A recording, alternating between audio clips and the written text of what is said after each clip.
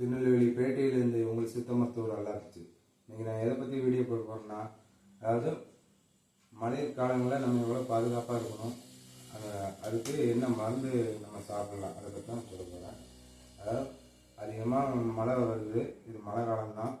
அதுக்கு நம்ம என்ன செய்யலாம்னா, நம்ம படுக்கறையை நம்ம முதல்ல சுத்தமாக வச்சுக்கணும். அதே மாதிரி பாருங்கள், இந்த பூச்சிகள் இதெல்லாம் வந்து நம்மளை தாக்காத அளவுக்கு எவ்வளோக்குள்ள நம்ம வீட்டை சுத்தமாக வச்சுருக்கோமோ அவ்வளோக்குள்ள நமக்கு நோய்கள் அண்டாது.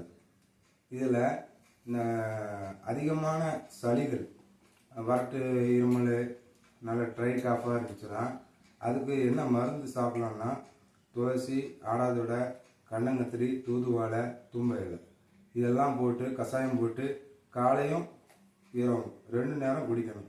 இப்படி டெய்லி குடிச்சிட்டு வந்தீங்கன்னா இந்த மழை காலத்தில் வரக்கூடிய அதிகமான சளிகள் அந்த தொல்லையிலேருந்து நம்ம விடுபடலாம்.